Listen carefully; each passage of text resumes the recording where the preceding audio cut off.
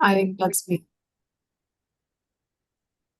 Okay, I have been asked to introduce our guest speaker, who is Dr. Kent Syverson. He's a professor of geology and environmental science at UW-Eau Claire, and he received his bachelor's in geology from the University of Minnesota Duluth and his master's and PhD in glacial geology at UW-Madison. And he conducted his PhD research in Glacier Bay, Alaska, as part of the National Geographic Society's Burroughs Glacier Expedition. At UW-Eau Claire, he conducted glacial geology research with undergraduate students in Maine and Wisconsin, and he mapped the glacial geology of Washington and Chippewa counties for the Wisconsin Geological and Natural History Survey in 2007. And he published an overview about the glacial history of Wisconsin in 2011 and co-authored the new Quaternary Geology of Wisconsin map. Dr. Syverson has used his geology, geotechnical, and hydrogeology expertise as a consultant in the frac sand and dairy industries, and is also a 2012 recipient of the UW-Eau Claire Excellence in Teaching Award, and co-authored the book and an author of the book Adventures in Glacier Bay, which details his time in Alaska. Sorry, not co-authored. I guess I'll hand it over to Dr. Syverson. All right. Thank you very much. I will share my screen here. Share. Okay, so can everyone see this okay? All Yes. right, Yes. great. Yeah. Well, thank you so much for being here today. In the list, I saw some familiar names, so that's always good to see. For people like David Grimley and Harvey, this isn't going to be a high-level glacial geology talk, but it's to show off the new 1 to 500,000 scale statewide glacial geology map and show things that show nicely on the map and hopefully encourage you to get a copy of this map to put on the wall of your business or in your guest room, your office, whatever. It's a map that I think is a very, very nice addition. So let's see. There we go. So the glacial geology of Wisconsin is something that has been studied since the late 1800s. And in 1976, Hadley and Pelham published this map of the materials, surficial materials of the state of Wisconsin, published in 1976. And then here on the right is the new map that was published in 2025. Notice there are a lot more colors. There's a lot more detail on this map. And what this represents is 50 years of progress as far as studying of glacial geology in the state. So what I will be doing today is walking you through this map, showing you some things that maybe wouldn't show up on this map on the left, and just giving you kind of a 30,000-foot flyover of the glacial history of Wisconsin. And the goal for this is to make you want to learn more about it. And on this map, there are a lot of references down in this area as well. So you can use this as a bibliography to see what data sets were used to assemble this map, and then some other resources as well. So this is the title page for the map. It's map 512, date 2025. So it's fresh off the press, hot off the press. And basically, this started in early COVID. We were meeting via Zoom, and these young guys here, Elmo and Eric, who are currently geologists with the State Geological Survey, they assembled a crew of old, I'd say old guys, and I'm the youngest of the old guys. David Michelson was my PhD advisor at UW-Madison. John Addig, longtime glacial geologist at the State Geological Survey and a PhD student of Dave. Bill Mode, who was a master student of Dave. Mark Johnson, who was a PhD student of Dave, and Kent Syverson, the last author, but I feel pretty good to be lumped in with these other people. And what you'll see today are the fruits of several years of our labors to compile this map. And then Carolyn Rose did just an amazing cartographic job to make it a work of art. So why are we talking about glacial geology in the state of Wisconsin? If we look at this map, Wisconsin is down in this area right here. And what we can see in this cartoon is that starting in the Pleistocene and about 2 million years ago or so plus, we had a great ice sheet, a continental ice sheet, the Laurentide ice sheet that covered much of the northern part of North America. And basically, if we look at this cartoon map, we can see that ice at one time extended pretty much to the southern extent where the Missouri River and Ohio rivers are located today. And if you go to Greenland today, look at that continental ice sheet where ice, as far as the eye can see, and maybe there are places where some topography pokes up through the glacier. This is Wisconsin over the last 35,000 years or so. So what kind of evidence do we see for glaciation in Wisconsin? Well, one thing that we see are these parallel scratches called striations. This happens to be Valder's quarry that were found in the Alps as glaciers were melting back. And eminent geologists such as T.C. Chamberlain recognized these in the state of Wisconsin and said, yeah, it looks like glaciers were here. Also, we have distinctive sediments that are present. This is up in Chippewa County, where we have these big rocks that are floating in a matrix. And some of these rocks are striated. And some of these rocks are from Canada and from Lake Superior, from the mid-continental rift, more than 100 miles away from where we see outcrops of these rocks. How did they get there? Well, based on the striations and the structures in this material, seems like glaciers did work. We also look at landforms in Wisconsin. This is the Baraboo Hills. But in this LiDAR image, you can see some linear ridges that are present. And then we have these strange linear landforms here. And these are landforms that have been seen in areas that have been glaciated.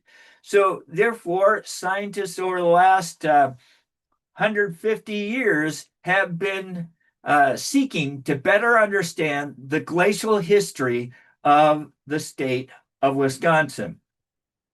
Now, this is a diagram modified from Howard Hobbs, 1999. And what it shows here is something called the Driftless area. And although we see evidence for glacial activity in about 2/3 to 3/4 of the state of Wisconsin, this southwestern part of the state is driftless. We don't see evidence for glacial activity there. And if we look at a LiDAR image here for the state of Wisconsin, we can see that the southwestern part of the state, this so-called driftless area, has much higher relief. And one thing that most people in the states of Minnesota and Wisconsin believe is that glaciers create every hill that you see in the world, in the states of Minnesota and Wisconsin. And that's not true. It turns out that glaciers tend to smooth out and fill in areas. And then this driftless area where the glaciers did not cover, this is some of the highest relief, actually the highest relief we see in the state of Wisconsin. Now, in this talk, we'll be discussing some of the glacial units that were deposited by the ice. And this is a bedrock geologic map to take a look at what sorts of materials the glacier could erode and then deposit. So up here we have Precambrian volcanic rocks, basalts, rhyolites, and sandstones that are filling that basin. Here we have Precambrian crystalline rocks that are present. And then down here, we have Paleozoic sandstones that are present here. We have carbonate rocks over here. We have dolomite over here in Door County heading down out into Illinois.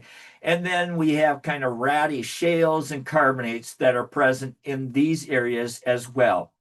And what we see is that these materials that could be eroded influence the characteristics of the glacial sediments. So in the northern part of the state, we have Precambrian banded iron formation. This is Mount Whittlesey. We have specular hematite here. We have jasper. If you grind that up, you should get some red stuff. This is a gravity map for Minnesota and western Wisconsin. And we see that gravity is higher than normal here along the St. Croix River and the North Shore of Lake Superior. Why? Well, we go to that area and we see basalt that is present from the 1.1 billion year mid-continental rifting event. The basalt loaded with iron, you grind that up and oxidize it, you will get red. And we have the Freda sandstone that filled in this rift basin, red as well, from all of this iron around. Grind that stuff up here in the Superior Basin, we should get red colored material. And then if we look at these Paleozoic materials, if you grind that up, you might expect a lot of these are carbonates. So you might get calcium carbonate present in the glacial sediment. The shales might make it clay or silty. And the colors you might expect to be just more tannish as opposed or grayish compared to the reds that we would see associated with the Lake Superior Basin. So when we talk about the provenance or the source areas for the different glacial sediments that are present in Wisconsin, if the ice flowed from the northwest out of Minnesota and out of the Red River Valley, we would expect carbonate-rich material, some ground-up shale, and this northwesterly provenance, kind of a grayish to tannish color associated with it.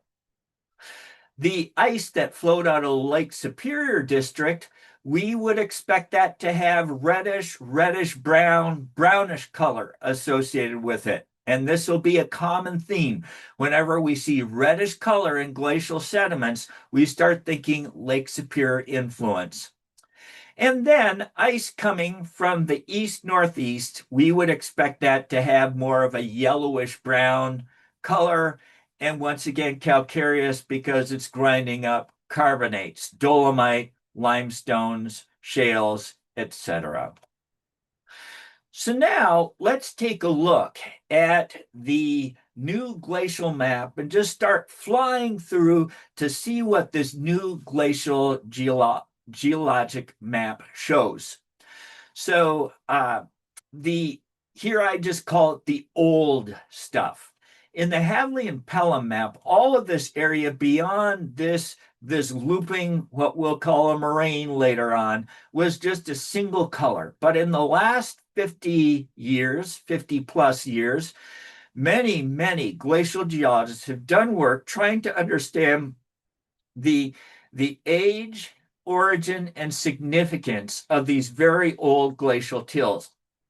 One of these is the Marathon Formation here in Clark and Marathon County, kind of a purplish color over here. In westernmost Wisconsin, we have something called the Pierce Formation. And when we look at these units, and some ice flow indicators. This gray colored silty calcareous material, it appears that it was generated by ice flowing out of the northwest more than 780,000 years ago, based on uh, magnetic um, magnetic signature of the material and some ice flow indicators over here in the central part of the state. I tried to show some city abbreviations. So this is Eau Claire, Wisconsin. Over here we have Wausau, and here is Stevens Point. Now, on this map, we can also see some not quite as old stuff. So material that would have been deposited by glacier ice during the Illinoisan glaciation or the Illinoisan episode, 130 to 300,000 years before present. And over here in the western part of the state, we have the River Falls Formation, type locality River Falls. Here's Eau Claire, here's Hudson, and here's Madison down here. And then down here, right up against the Illinois border, we have something called the Walworth Formation till. It's kind of a yellowish brown, sandy sort of a till down here, extends down into Illinois, and they'll use a different name for it down there. And then this River Falls Formation till, we'll see, has this brown color associated with it. So this was deposited by ice coming now out of the Superior Basin.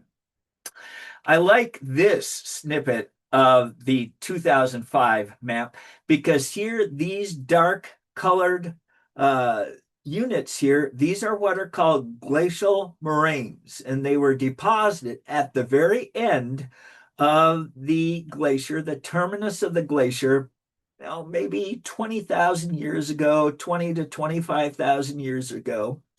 The Walworth Formation till is outside of that with that greenish color. But then here it shows Interstate 90 coming down through these moraine ridges.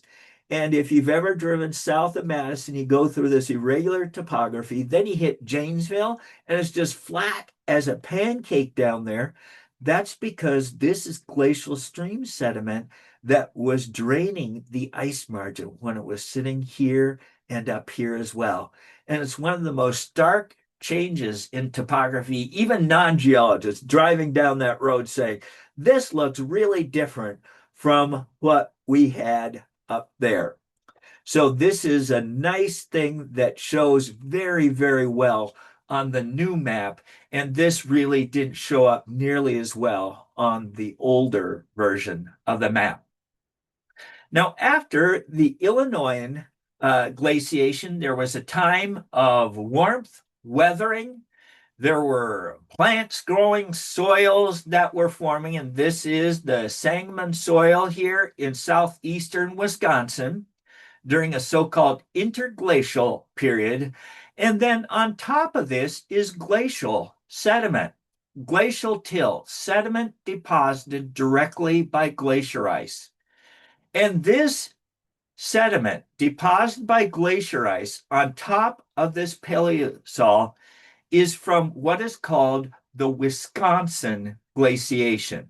Now, this is the Wisconsin section of the AIPG, but if you go to Illinois, they will call it the Wisconsin episode. If you go to Maine, they'll call it the Wisconsin Glaciation. This is the last part of the Ice Age, and, round numbers, think of it from about 100 to about 10,000 years before present. And this glaciation has left behind landforms that today are relatively fresh and glacial sediments that are relatively fresh as well. Everything that I've talked about to this point, these glacial sediments, they're very weathered. But now when I start looking at these glacial sediments, it almost looks to me like they could have been deposited yesterday. Very similar to what I studied up in Glacier Bay, Alaska. Now, on the new glacial geology map, what we see is that there are some of these Wisconsin glaciation units that extend beyond the outermost margin during the last part of the Wisconsin glaciation. Units such as the Merrill member of the Copper Falls Formation. And here's Eau-Claire, there is Wausau. And if we take a look at the Merrill member of the Copper Falls Formation, we see it is red and it is sandy. So immediately, what should we start thinking about? Red material? Well, this material was derived up here out of the Lake Superior Basin, and it was deposited greater than 40,000 years ago in this area. There are some minor glacial landforms that are present on the surface, but for the most part, it's a rolling till plain. But now we come to what is called the late Wisconsin glaciation. And this is the event that occurred from about 35,000 to about 11,000 years ago. And this is the event that left the freshest glacial sediments, the most pristine glacial landforms as well. And on this map, if we take a look at this dark colored boundary right here, basically this represents the maximum glacial extent sometime during the late Wisconsin glaciation. At no time would the ice have been at these outermost extents at the same time. These glacial fingers or lobes reached their maximum positions at different times based on cross-cutting relationships. But everything from here and inside has very pristine, spectacular glacial landforms. Now, one of the glacial landforms that is present is represented by these dark looping features right here. These are what are called glacial moraines. And glacial moraines form where we have a glacier that in this case, in this cartoon, is flowing from right to left. And this glacier, as it is flowing toward the margin and the ice is melting here, there's debris present in the glacier, which is transported like a conveyor, and it is then deposited at the ice margin. So here we have this sediment accumulation as the water is forming, as this ice is melting, and this meltwater is flowing away from the glacier. But this sediment that is deposited at the end of the conveyor belt creates a glacial landform that is called a moraine. Contains very irregular topography, hummocks and kettles, which are depressions. Many of these kettles are filled with water, the numerous lakes present in the state of Wisconsin. And then the meltwater deposited outwash plains dipping away from the moraine. If the ice was more extensive at some time in the past, sometimes the glacial stream sediment buried stagnant blocks of ice, which then melted out to create what we call a pitted outwash plain. And if we take a look at these moraines, they're very, very prominent features. This is a LiDAR image in Chippewa County, Wisconsin. Here you can see the irregular topography of the moraine with lakes that are present between these hummocks. And then out here, right here was the maximum ice position. And as the ice melted, it then deposited the outwash plain. And in the state of Wisconsin, a lot of people's cabins are on these beautiful kettle lakes. Most of the hummocks are wooded because it's too bouldery, steep topography for farming.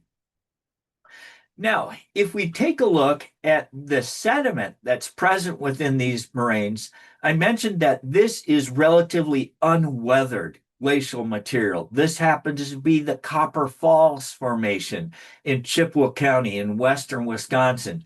You can see it's red and it's loaded with basalt, gabbro, red sandstone. All of these things derive from the Superior Basin. Now, if we go to the more southeastern part of the state, here is the moraine associated with the outermost extent of the so-called Green Bay Lobe. We call that the Johnstown Moraine. And within the Johnstown Moraine, and I guess that is the Milton Moraine? It's been a while since I was in Madison. Here's Madison, here's Milwaukee.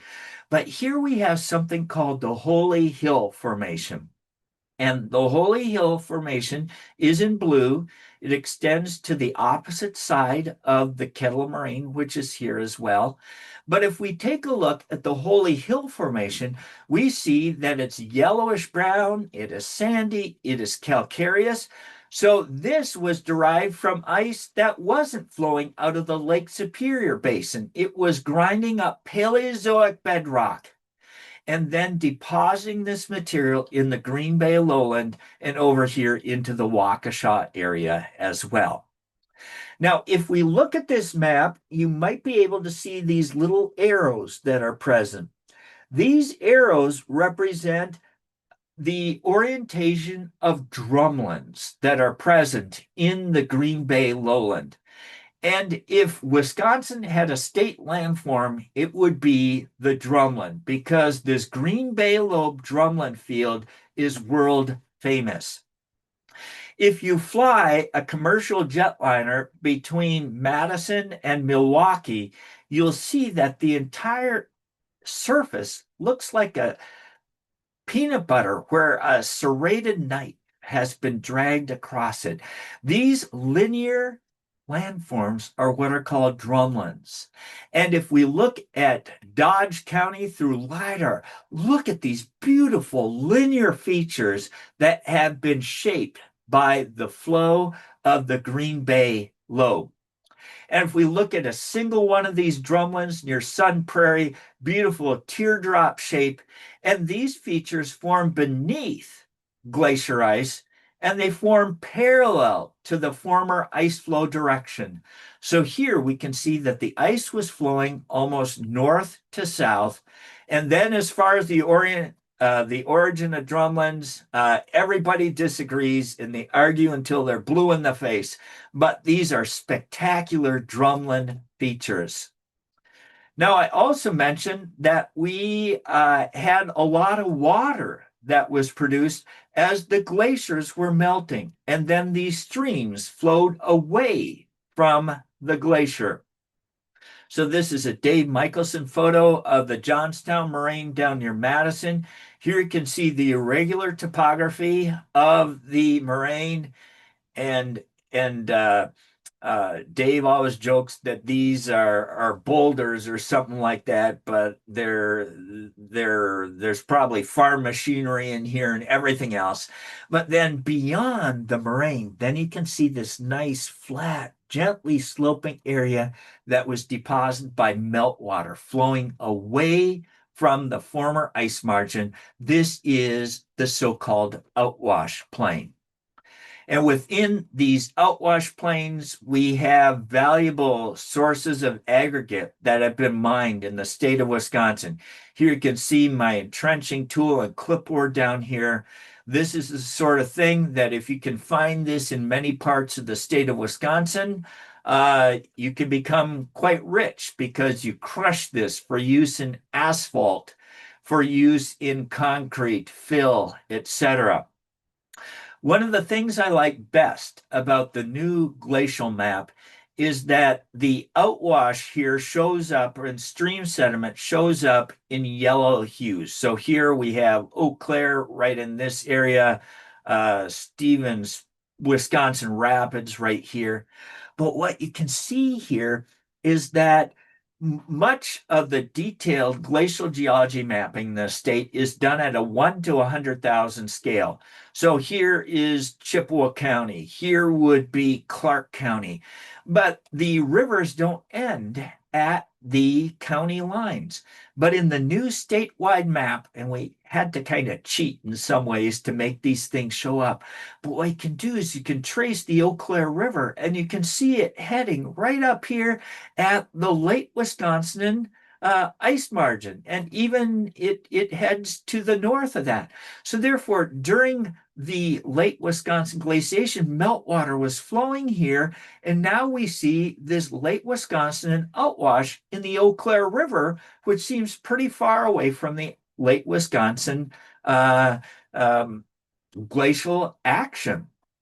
Here we see the Green Bay Lobe area once again, and here is the Johnstown Moraine, and here you can see the outwash as well as arrowheads showing the direction of former meltwater flow, and then down here in the Janesville area as well. So I think this map is great for seeing where the water was coming from and determining if it had a source of meltwater during the late Wisconsin glaciation.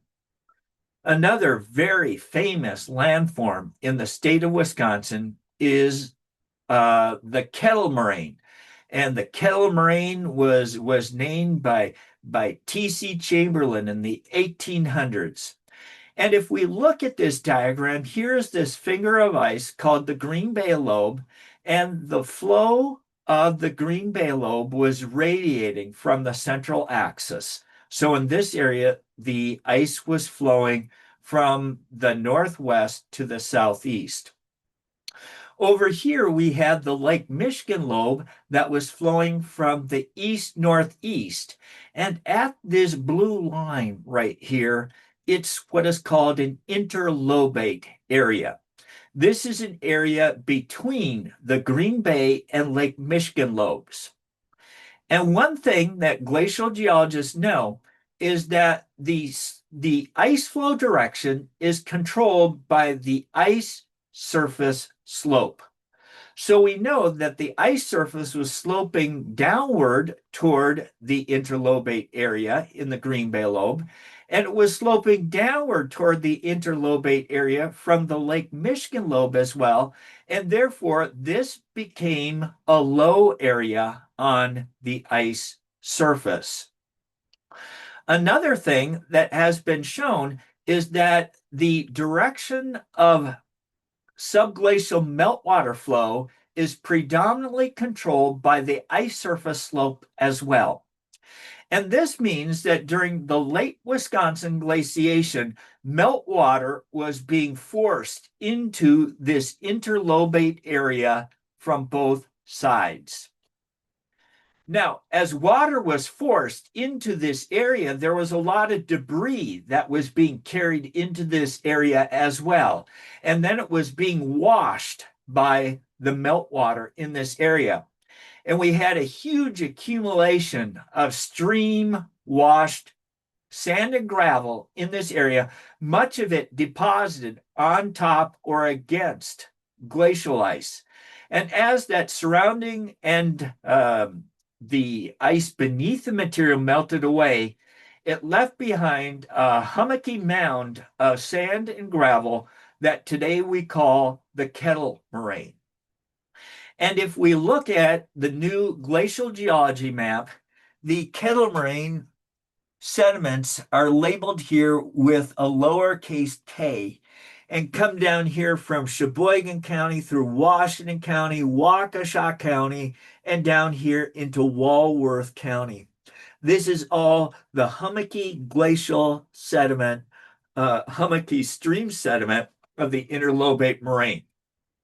And once again, if you look at the orientation of the Drumlins here, ice flowing toward the Kettle Moraine, ice flowing toward the Kettle Moraine, these are the Waukesha Drumlins, where most of the Drumlins are cored by stratified sand and gravel that has been deformed by a much later glacial event. So here we have the Kettle Moraine, and the Kettle Moraine is probably my favorite place in the state of Wisconsin. My master's research was in the Kettle Moraine, and I camped at Glacier Hills County Park, just a few miles from Holy Hill. And today I would love to be at Holy Hill to climb the bell tower and look at all the beautiful leaf colors. If you've never been to Holy Hill in Washington County, you need to get there. It is a spectacular place. And it is one of the reasons it's spectacular is because the steep topography associated with the Kettle Moraine, these collapsed stream sediments. Here's what some of these collapsed stream sediments look like. But in a LiDAR image, here you can see the Kettle Moraine, and here you can see these drumlins indicating ice flow toward the Kettle Moraine. Now, another thing we need to be concerned about is that when glaciers invade an area, they block drainages. And this is a mural that used to be in the museum, Geology Museum at Madison. I don't know if they have it there anymore. But here we have the Green Bay Lobe. And you see this little indentation. These are the Bearable Hills.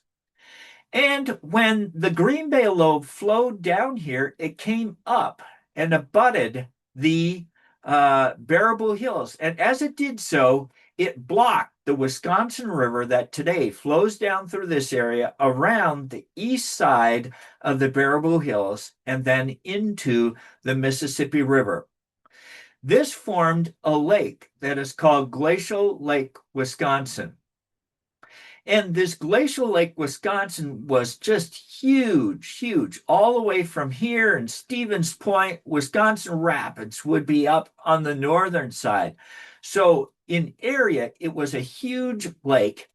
And then as this ice thinned during the ice wastage during the late Wisconsin glaciation, this ice dam got thinner, thinner, weaker, weaker, until finally this ice dam broke.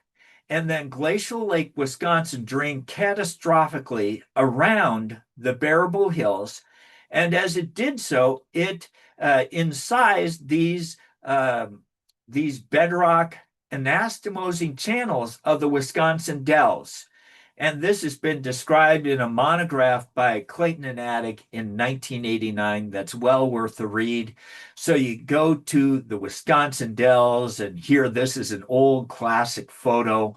The erosion in this area from these floodwaters coming down, these are Paleozoic sandstones that are present in the Wisconsin dells. Beautiful area as well. So here we can see a cartoon of the extent of Glacial Lake, Wisconsin. And then if we come over to the new glacial geology map, here we can see these the sediments here, LP, these lake sediments, Lake Plain, Wisconsin Rapids.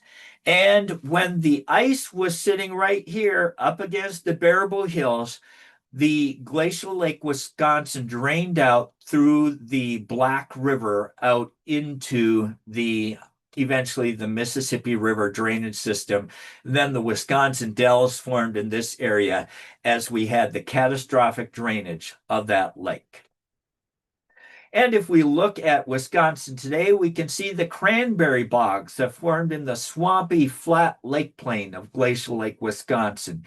You go to Mill Bluff State Park, where these are old sea stacks, where the waves were eroding against the Paleozoic bedrock here, and they remain from the time when Glacial Lake, Wisconsin was present.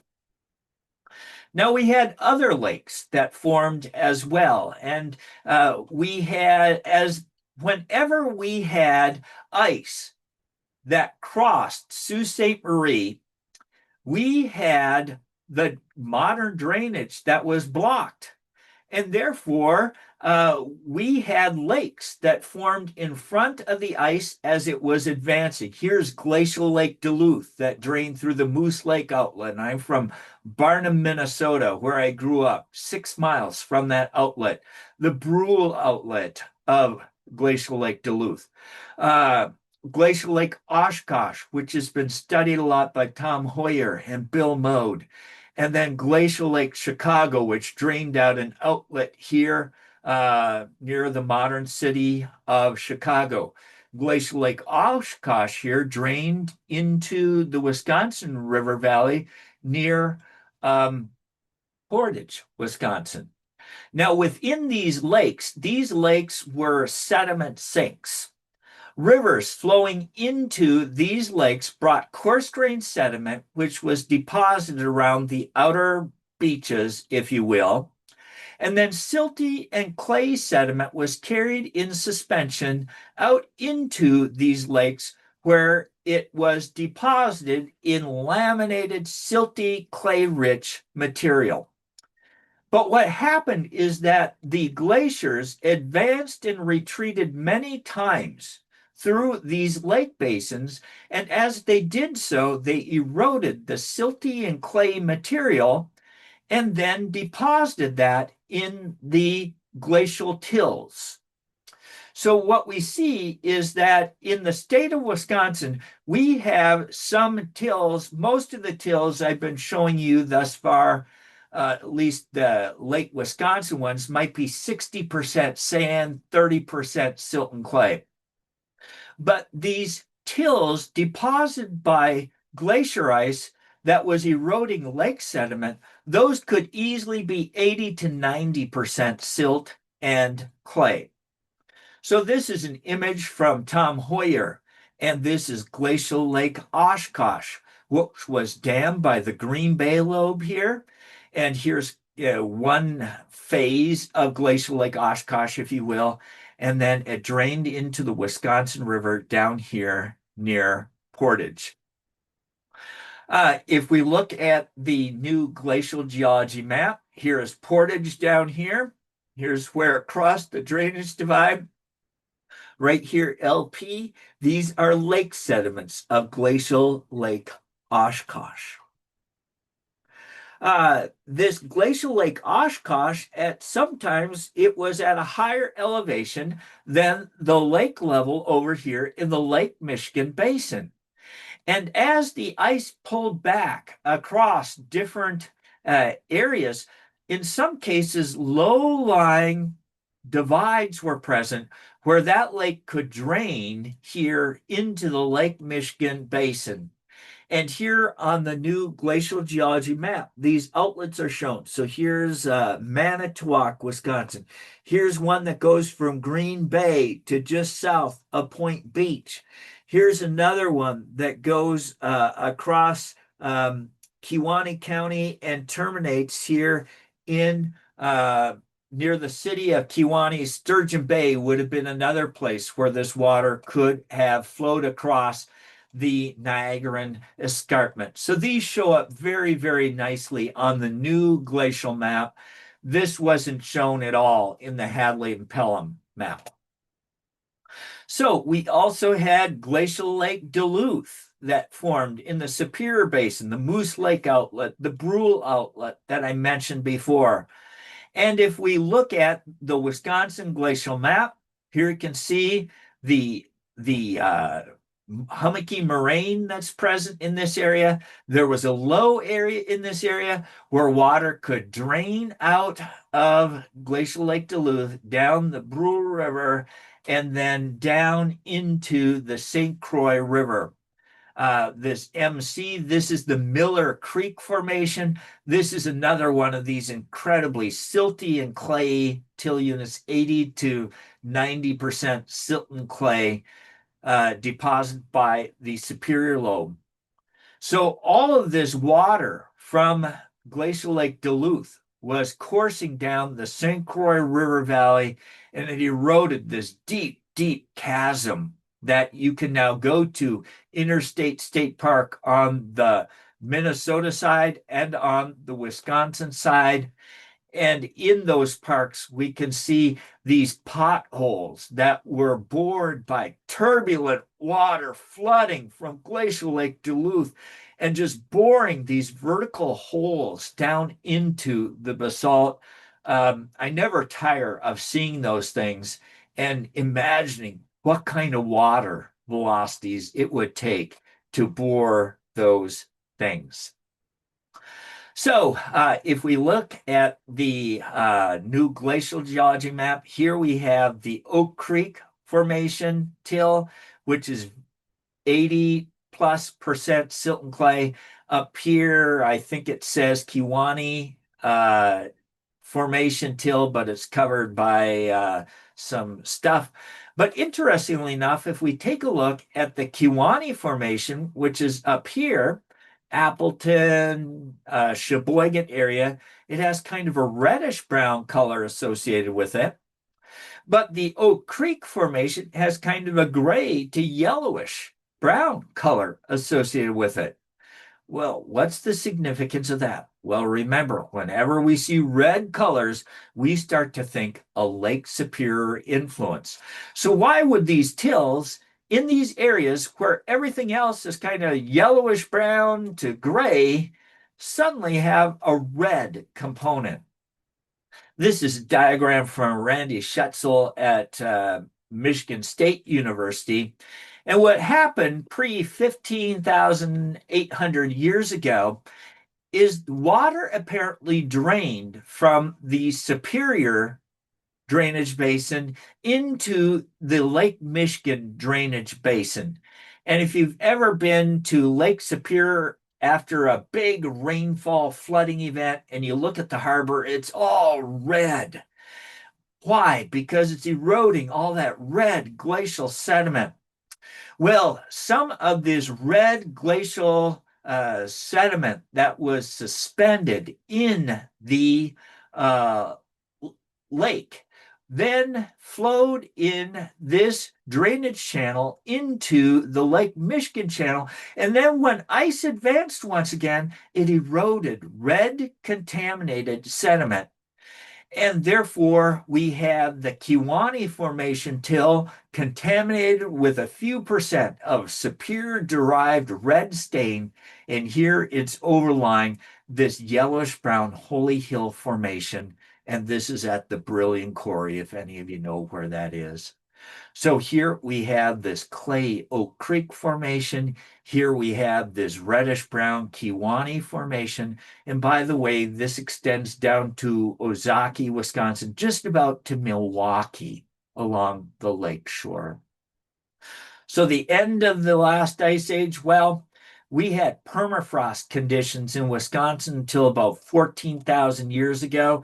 Here's what pattern ground in the permafrost looks like in the Arctic. And here's a Lee Clayton article where you can see the pattern ground that's still preserved in areas. But the last active glacial ice melted out of Wisconsin about 11,000 years ago.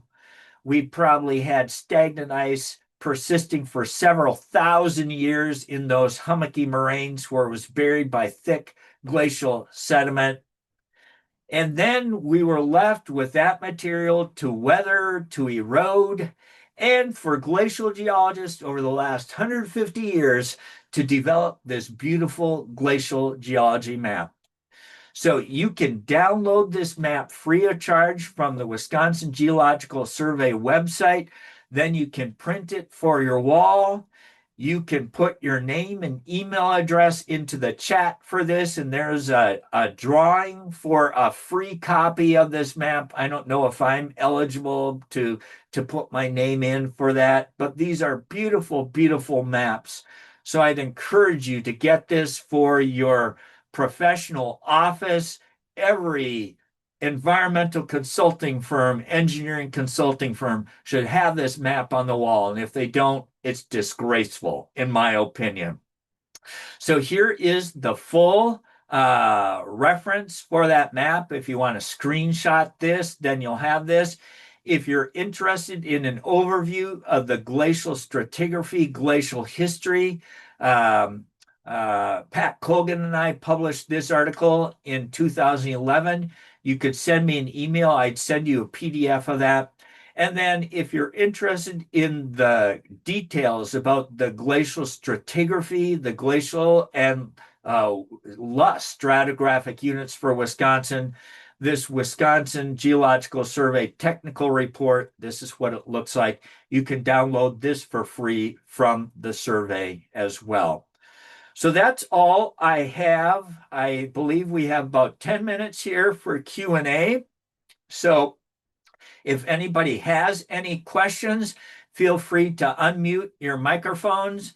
And I encourage you to state your name and your affiliation and then ask your question. And I'll do my best to try to answer your questions. So thanks a lot for your attendance of this seminar.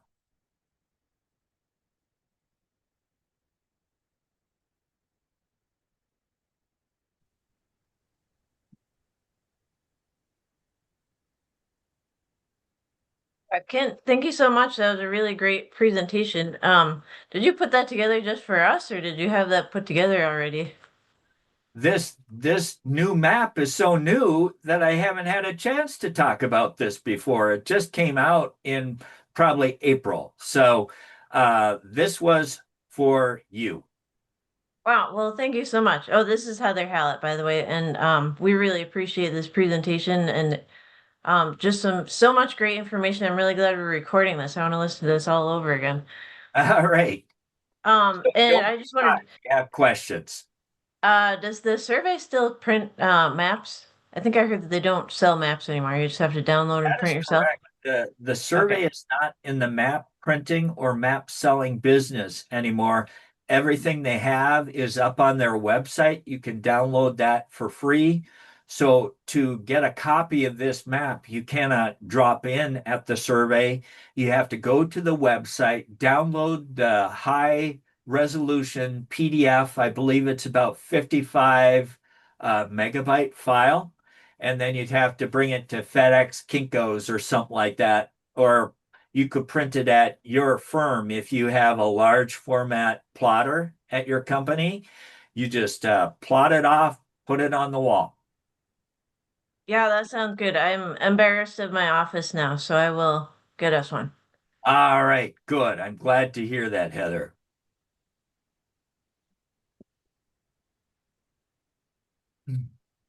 Yeah, and just so you know, Kent has agreed to allow this to be posted to the AIPG website or to the our YouTube channel, so it will be available for others to listen to. And yeah, like Heather said, I think I want to review it several times just to begin to digest all the information you're able to present. Now, I had a quick question on the Merrill formation, Kent.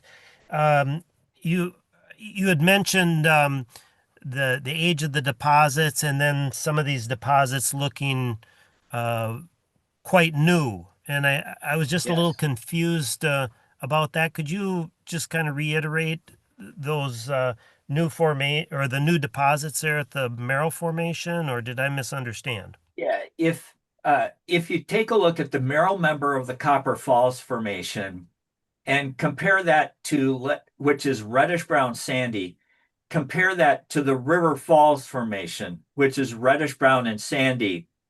The soil thickness on top of the River Falls Formation is much thicker.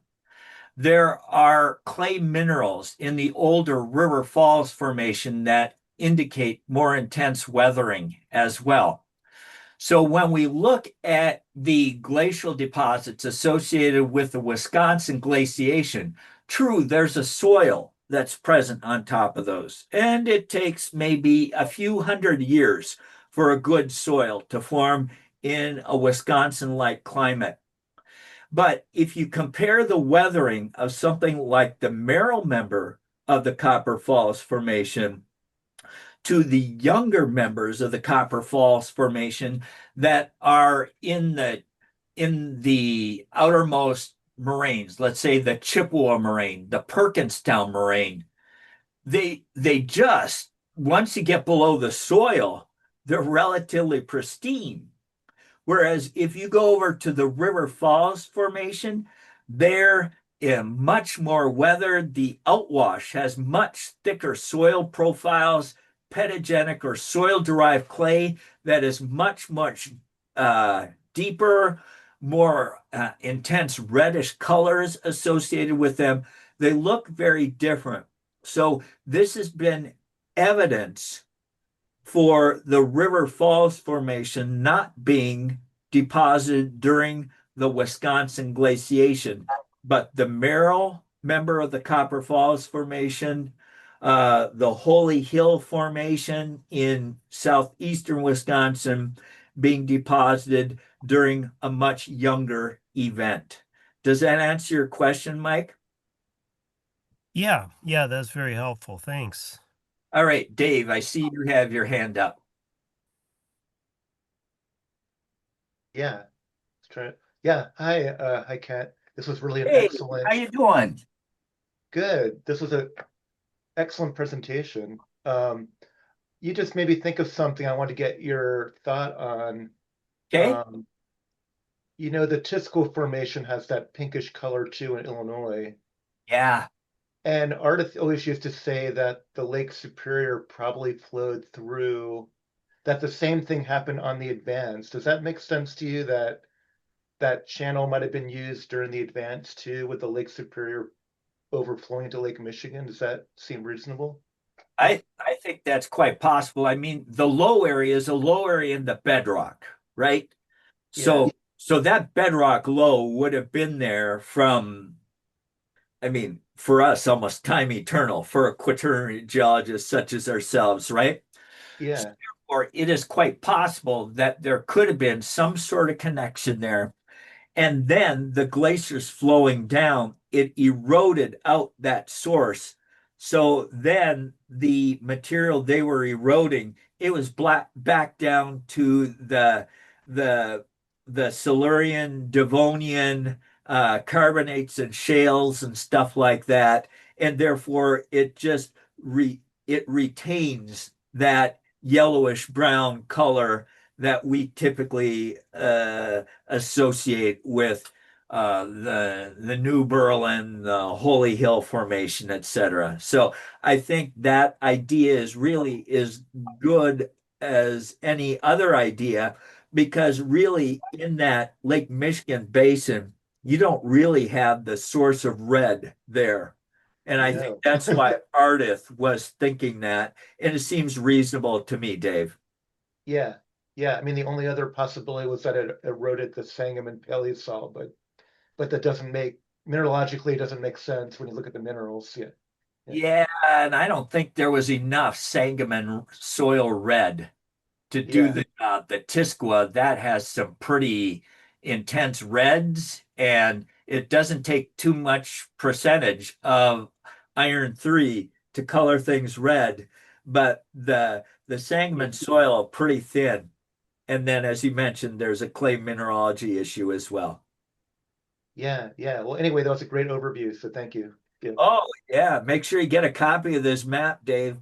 All right. Yeah, we'll All do. right. Harvey, I see your hands up too. Yes, indeed. Kent, great to see you. Thank you for an awesome presentation. Yeah. I want to commend you, your co-authors, the surveys for really magnificent work. A map like this gives us a new framework for everything that we do. It's our intellectual infrastructure. So it's so important and so beautifully done. So congratulations on that. And now I'd like to ask a really, really broad question to see if you to Oh, see if you bite at all. No, don't worry, you got lots of elbow room here. If you think about how the map relates on land to Minnesota or to Michigan or to Iowa or to Illinois, if you think about how the map relates to offshore Lake Superior or offshore Lake Michigan, what can you think of that's worth talking about? And as a supplementary point on that, can we ask the USGS to help us on anything when you think beyond the Wisconsin boundaries? well, as I sit here in my office, I'm looking at the USGS maps, those four panels. I put them together. I just love that map. So the USGS has done a great job, and the USGS actually supplied funding to help us put this together. So kudos. I should have put an acknowledgement here. So they played a big role in this. So I think a way to talk about how this connects, I mean, obviously looking at the western part, it just has everything to do with connecting to Minnesota and that sort of thing. The outlet story for Glacial Lake Duluth, well, the I think the Moose Lake outlet's more impressive than the Brule outlet. So putting these together is really nice. It at some point in time there it might be cool for a collaboration of Michigan, Wisconsin, and Minnesota geological surveys to try to kind of put these together. Because one of the things I mentioned in my talk that I find most interesting is how, at the statewide scale, it ties together drainages that you cannot see at the 1 to 100,000 scale because you have all these county line faults, so to speak. And I just love being able to look at these drainages and say, well, where does the Wisconsin River head relative to all these things? Where, and so the Wisconsin thing, when you look at UP Michigan, I mean, the Outrain Channel, all that stuff ties into here as well. The Lakeview Advance, that is all Upper Peninsula Michigan as well. So it seems to me Michigan, Upper Peninsula Michigan, Wisconsin, and then Minnesota. And then you take, I'm looking at the beautiful Des Moines Lobe here as well. So therefore, this USGS map, really, it has all the older stuff, just kind of a single color down in Iowa as well. Well, wouldn't it be interesting if that were then combined with ours? So then maybe we could start for at a 30,000-foot flyover scale, you'd maybe be able to put some things together there as well. But as you know, these things take a lot of work to do because you can't just keep the same scale. You have to revisit the units and stuff like that. But that's what I would say could be some potential collaborations and some logical things I could see. Beautifully stated, Kent. Thank you. Yeah. And Harvey, I'm going to be speaking about my adventures in Glacier Bay at U of M campus, I think in April at the Geological Society of Minnesota. So maybe you'll be able to make it to that. I'll be there. That'll be a funsy thing. It will. All right. Any other questions out there? You don't have to be a professional glacial geologist to ask questions on this Zoom. I guess I had a question about the Baraboo area, Yes. but first I wanted to just mention I really liked this presentation about Wisconsin because I grew up in Minnesota learning about glaciers and went to school in North Dakota and worked with professors there researching Lake Agassiz. And I thought it was cool you mentioned Randy. I actually helped him with some field work about Lake Roscommon a long time ago. So that was pretty neat to hear. Yeah, But, and he tries to escape Michigan every once in a while. Yeah, I haven't talked to him forever, but God's country. So I was curious about what was that? Sorry. Randy has done a lot of work on loess here in Wisconsin, and I don't know if you have his publications, but if you should contact Randy and he can send you PDFs of some of his loess papers and permafrost papers as well.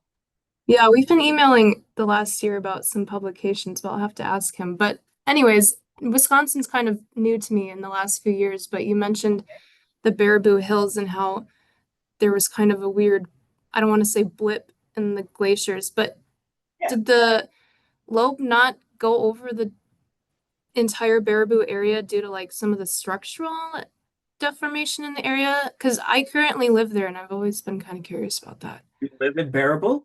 I do actually. You do actually. Okay. Yeah.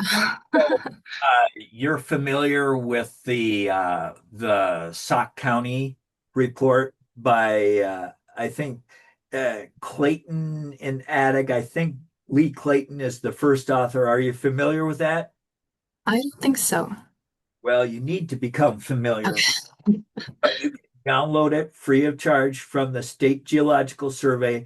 There's a 1 to 100,000 scale map of South of Sauk County as well that you can download.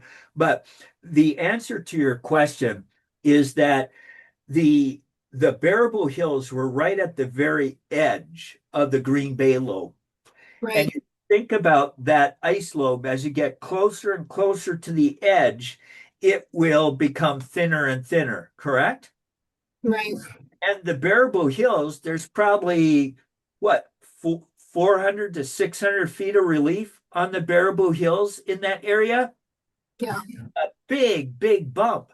So when the glacier was coming down, it couldn't get all the way over the Baraboo Hills. It was a big obstruction. So what it did, it kind of looped its way over the eastern part of the Baraboo Hills. And actually, when you go to Devil's Lake State Park, there's a moraine on both sides of the lake of that looping ice margin there. Oh. So then it was up on the Baraboo Hills with this thick ice dam. The Wisconsin River was dammed up. And then as the ice started to waste away, the ice dam got thinner and thinner, pulling off the eastern part of the Baraboo Hills. And eventually that ice dam broke. Structurally, it could not maintain the lateral pressure of the water on that dam. The ice dam broke, and we had catastrophic drainage of that lake in a very, very short period of time. So this report by, and also if you get the PDF of the Rawling et al. 2025 map, it will have all of the 1 to 100,000 scale Pleistocene reports and maps there. So you Mhm. that and then see if you're working in any of those areas. If you don't have those reports, go out and get them. So that bibliography is a useful reference on the map as well. And obviously that wasn't on the Hadley and Pella map because 1976, that's during Dave Michelson's early years at UW-Madison. And then he had an army of research students working during his long and productive career at UW-Madison. Interesting. Yeah, I'll have to look at some more of those resources. Absolutely. Yeah, They're that's cool. Wisconsin was not, I mean, I live here now as a geologist, so I feel like I should know more about this stuff, but Yeah. going to school in North Dakota and having background in Minnesota and Michigan, it kind of like skipped over it a little bit. So this is nice. And send me an email, which is on that last slide, and I'll I send took a picture. Yeah, I because that will. Syverson and Colgan publication, I kind of used as a reference for myself. And I think you might find it as a useful reference in a technical report to talk about the big picture of Wisconsin glacial history. It it it contains great maps, great diagrams, and useful chronology information as well. Okay. Yeah, I will. Thank you. Yeah, you're welcome.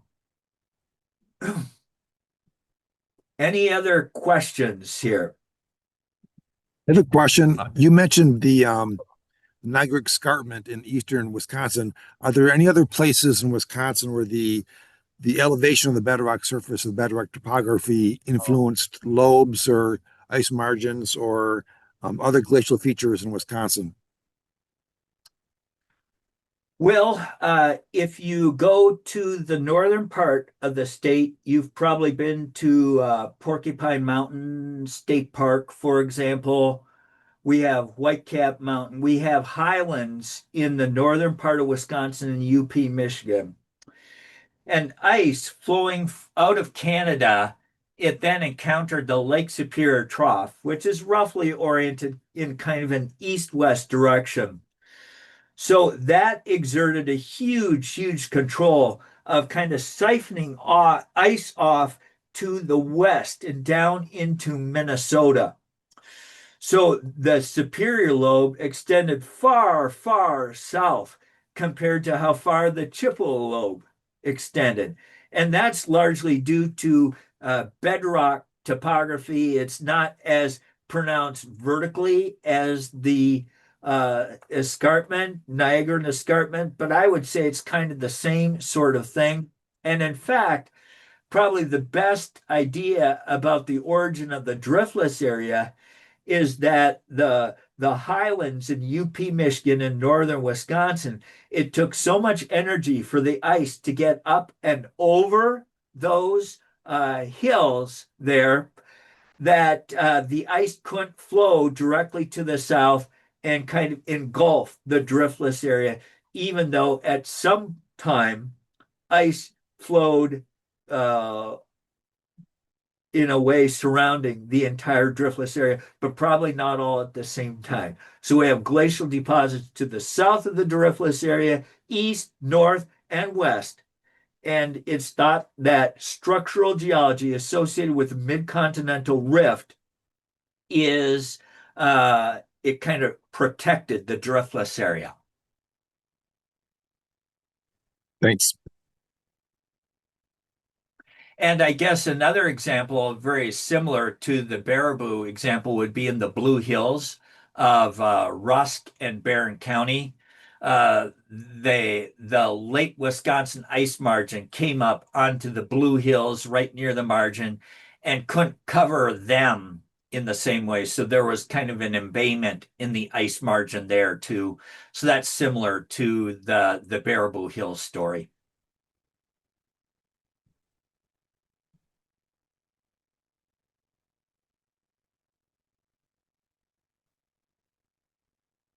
All right, Michael, I think the questions have just about ended here. So do you want to resume control here?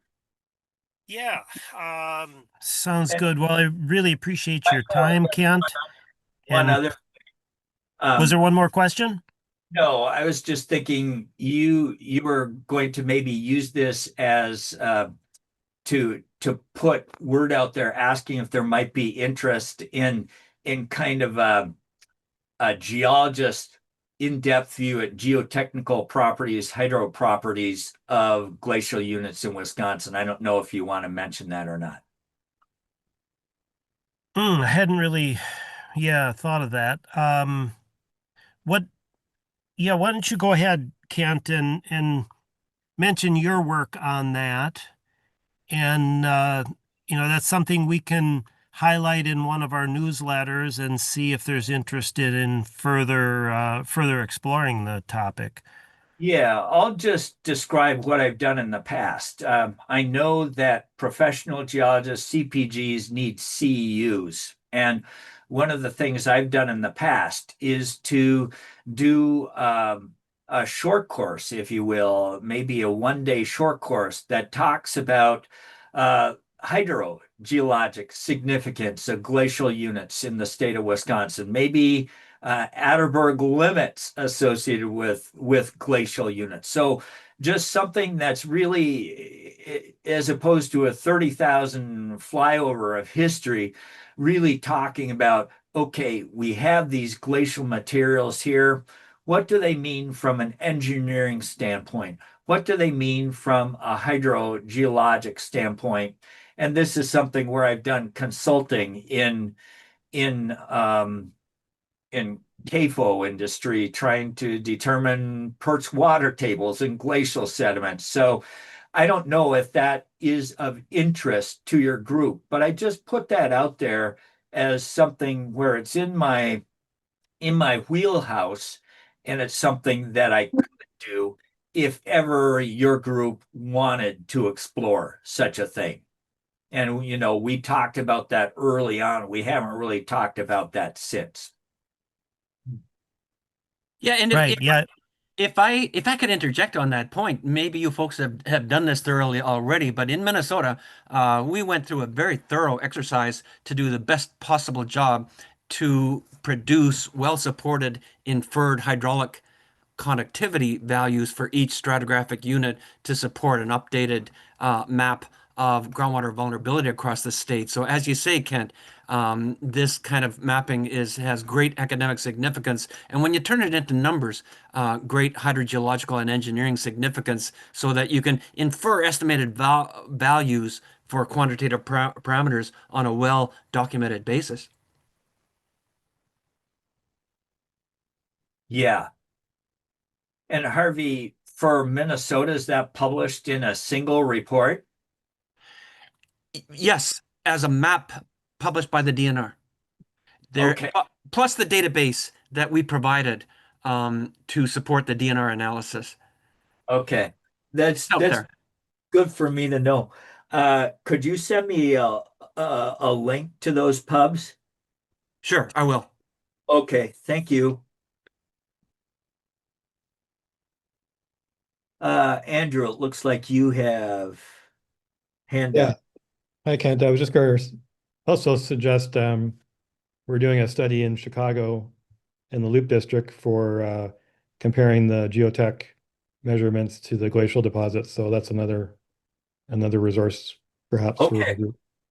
awesome. Awesome. Andrew, could you send me any information you have about that? Sure, yeah. It'll be a thesis for a student at Northwestern, and then she's writing a paper on that. All right, Yeah. that'd be great for me to know about. Sure, thanks. All right, well, let's wrap it up there. Appreciate everyone taking the time to spend this time with us and with Kent. Kent, that was a wonderful resource. And as I mentioned, this will be posted on the AIPG YouTube channel. So it's a continuing resource. And we look forward, Kent, to doing some more work with you in the future. All right. Thanks a lot for All having right. me. Yep. Thank you, everyone.